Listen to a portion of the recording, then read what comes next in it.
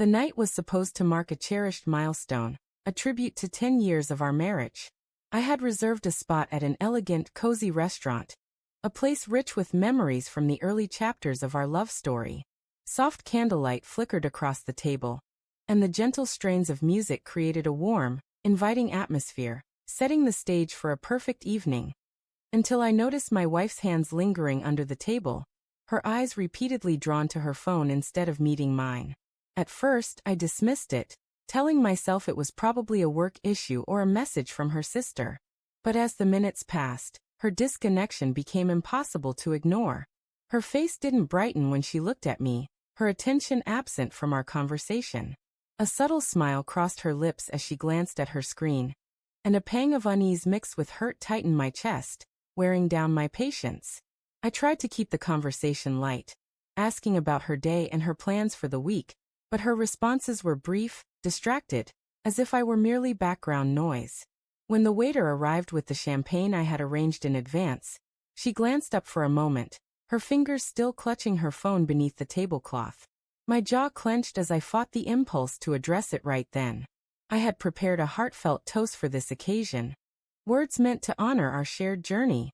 But now, seeing her faint smile directed at her device, I wondered if those words would even matter. Still, I chose to move forward, believing that silence could convey more than a confrontation. Raising my glass, I cleared my throat, catching the attention of nearby diners.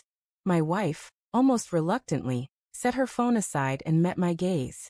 With a warm smile, I began, recalling the day we first met, the joy of our first date, and the small adventures we'd shared as partners.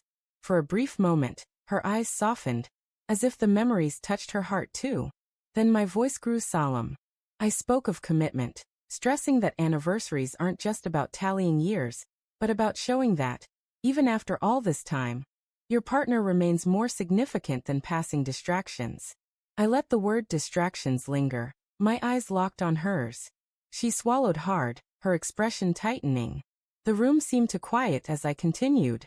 I declared that in a world filled with constant notifications and glowing screens, what truly matters is the person sitting across from you, not the one tied to a text.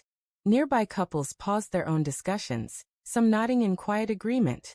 My wife's cheeks flushed, her phone now resting untouched on the table. The words spilled out, more honest than I'd planned.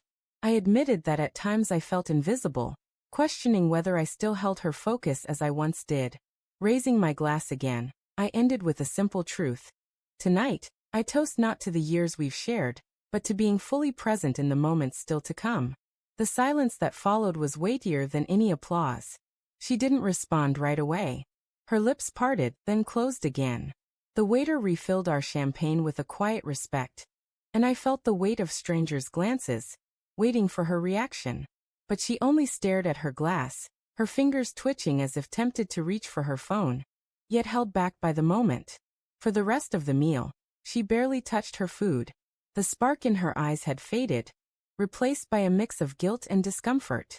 I kept the conversation light, giving her space, but the weight of my toast lingered like an unspoken presence. Each time her hand drifted toward her phone, she paused, pulling back as if it might burn her. When dessert arrived, she finally spoke, her voice soft, barely audible over the gentle music. "I didn't realize," she whispered, "how absent I've been, even sitting right here." Her eyes avoided mine, but her expression revealed an inner conflict.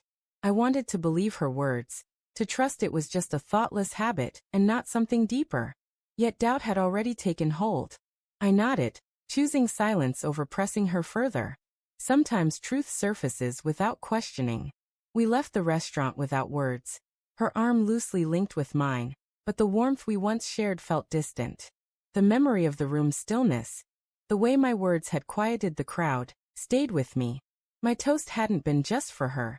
It was for me, a declaration of what I needed, what I would no longer accept. In the car, she placed her phone in the glove compartment without a word. A small gesture, perhaps a promise. The drive home was long and quiet, and I wondered if my words had truly reached her heart, or merely stung her pride.